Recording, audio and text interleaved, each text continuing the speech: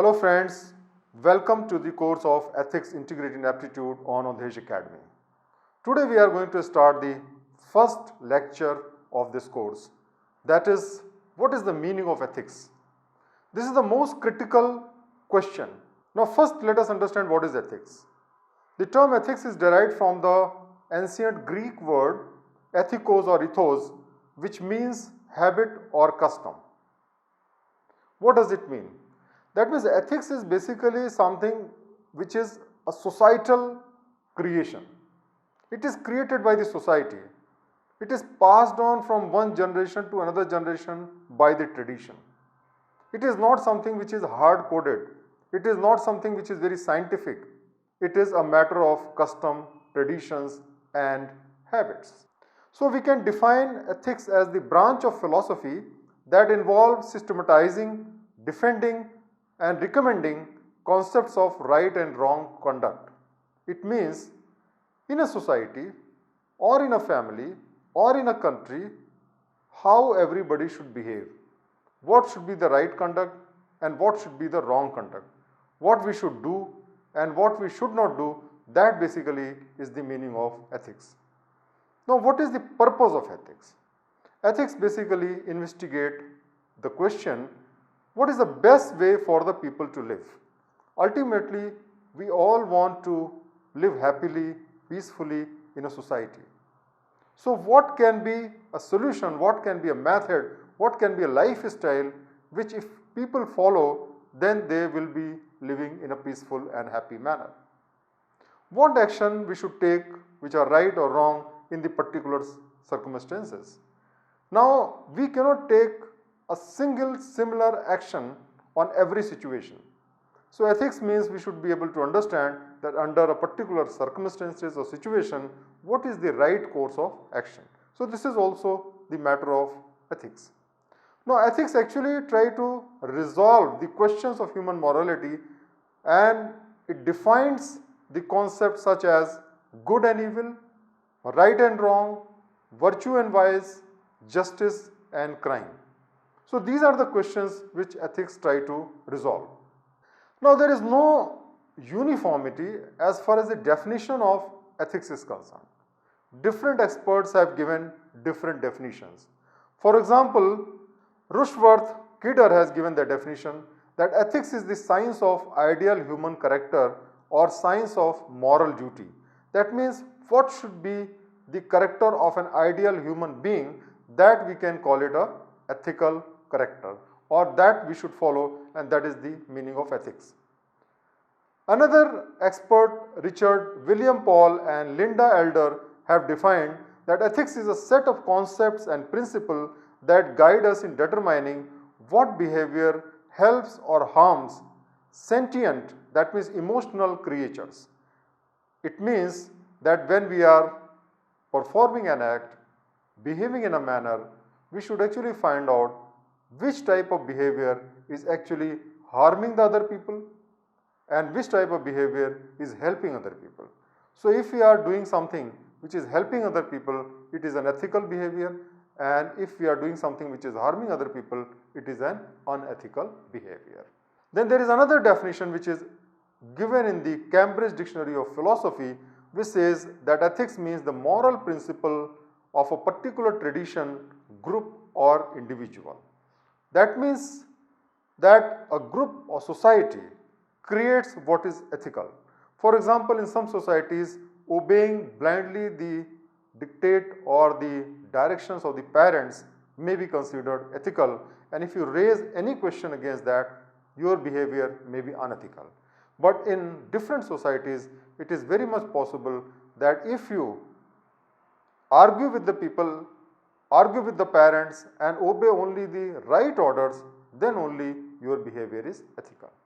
In the same way, you will find that some traditions allow multiple marriages, while in other traditions only one marriage is allowed. And therefore, if you are in a society where only one marriage is legal and allowed, and if you marry more than one person, then naturally you are committing an unethical act. But the same act may be ethical in another country or in another religion or in another tradition. So it is basically a matter of tradition and which is created by the group or the society. Let us very much understand that ethics is not a science. That is why you will find that ethics is very, very fluid. There is no universal right and wrong which anybody can define. Why? Because no two human beings are same. See, science deals with the inert matter, while ethics deal with living human beings, living in a society.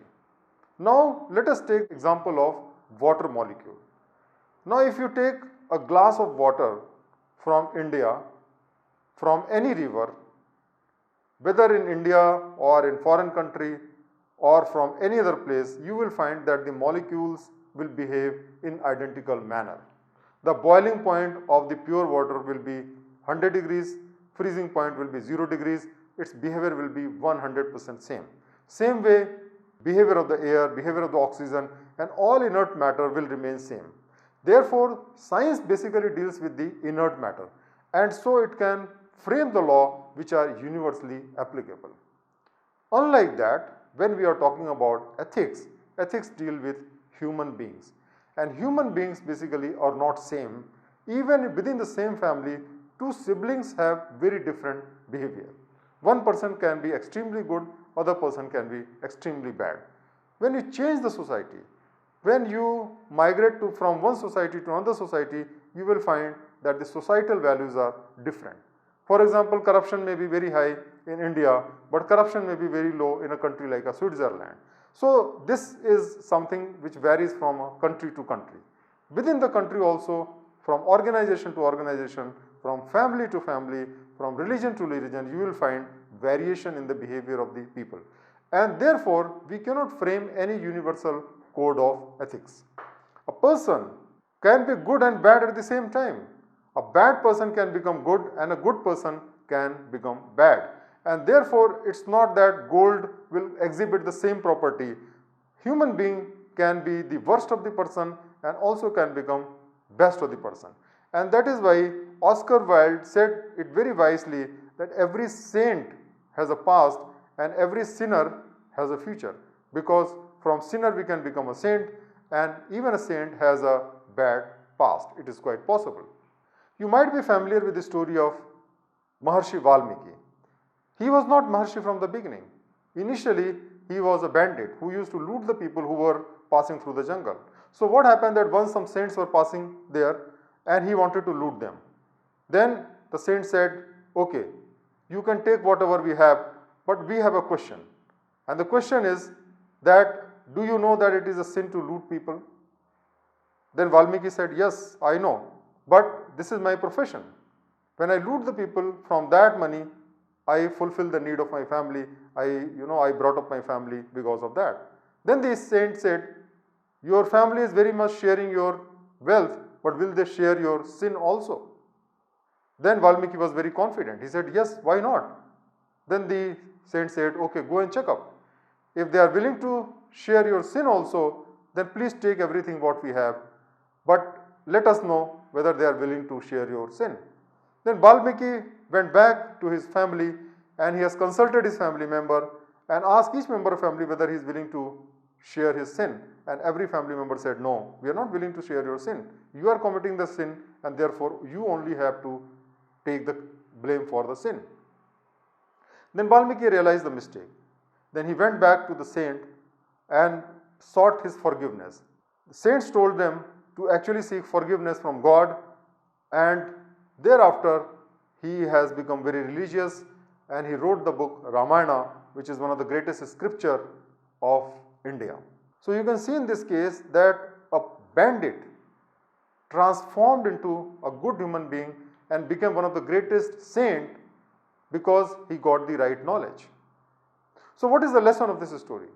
The lesson of the story is that people normally commit the evil deeds because of their ignorance or because of their false knowledge. If people have the right knowledge, then they will not commit any wrong deeds. And the people having wrong knowledge cannot do any right things. If you do not do the things rightly, how can you do right things? So the knowledge of right and wrong, good and evil is very, very important for us to lead a good life. And when all people in the society become ethical, do the right thing, then the society becomes peaceful and a happy society. What are the different sources of ethics? Ethics come from different sources like religion, rules and laws of the country, culture and tradition. It comes from families and friends. It comes from school and from colleges, from teachers, and it also comes from our rational way of thinking. If we think rationally, then we can appreciate the importance of ethics, and even without the support of religion, even without something said in the religion, we can follow an ethical path. Let us understand that every human being has basically two aspects. One we can call a lower aspect and one we can call a higher aspect. In the lower aspect, we are similar to any other animal. And in the lower aspect, what happens that we live to fulfill the desire of our body, we enjoy the pleasure, sensation, and we care for our own happiness. And we exploit every opportunity so that our self-interest is fulfilled. That is the lower aspect of the human being.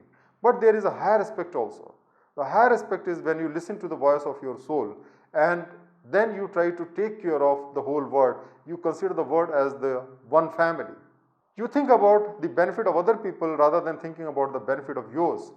And when you listen to the voice of your conscience and when you work according to your ideals. So these are the things which actually comes because of our higher self. And we have both.